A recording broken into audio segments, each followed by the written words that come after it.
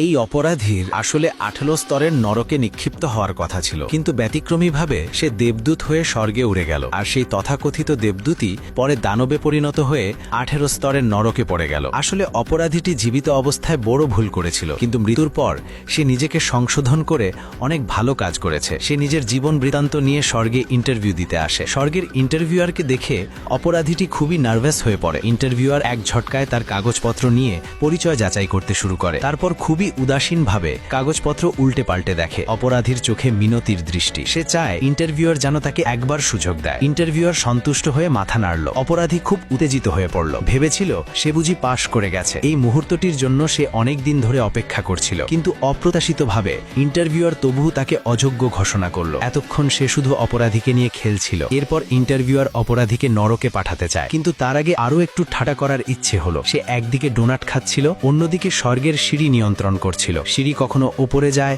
কখনো নিচে নামে। অপরাধীকে হাতের মুঠোয় নিয়ে খেলতে থাকে। অপরাধীর বিব্রত অবস্থা দেখে ইন্টারভিউয়ার হেসে ফেলল। হঠাৎ ডোনাট গলায় আটকে গেল। সে জোরে জোরে বুকে চাপড়াতে লাগলো। ডোনাট বেরিয়ে এলো ঠিকই, কিন্তু সে ভারসাম্য হারিয়ে নিচে পড়ে গেল। ইন্টারভিউয়ার ডানা ঝাপটিয়ে ওপরে উঠতে চাইল, কিন্তু বুঝতে পারল সে প্রতিদিন অতিরিক্ত খাবার কারণে এখন খুব মোটা হয়ে গেছে, একেবারেই উঠতে পারছে না। সে অপরাধীর কাছে হাত বাড়িয়ে সাহায্য চাইল। অপরাধী কিছুটা দ্বিধায় পড়ে গেল। তখন ইন্টারভিউয়ার বলল যদি তাকে টেনে ওপরে তোলে তাহলে সে ইন্টারভিউতে পাশ করিয়ে দেবে। অপরাধী হাত বাড়িয়ে ইন্টারভিউয়ারকে টেনে ওপরে তুলল। দুজনেই খুশি হয়ে একে অপরের দিকে তাকালো, কিন্তু কে জানতো ইন্টারভিউয়ার ভীষণ ধূর্ত। সে হঠাৎ অপরাধীর লোহার বল ঠেলে নিচে ফেলে দিল। অপরাধীও সঙ্গে সঙ্গে নিচে পড়ে গেল। ইন্টারভিউয়ার গর্বের সাথে চলে যাবার প্রস্তুতি নিচ্ছিল। ঠিক তখনই অপরাধী আবার ওপরে উড়ে এলো। তার মাথায় দেবদূতের আলো, পিঠে দেবদূতের ডানা। সে এক যোগ্য দেবদূতে পরিণত হয়ে স্বর্গে উড়ে গেল। আর দেবদূত ইন্টারভিউয়ার নিজের মনের অশুভতার কারণে মাথায় শিং গজিয়ে দানবে পরিণত হলো এবং 18 স্তরের নরকে নিক্ষিপ্ত হয়ে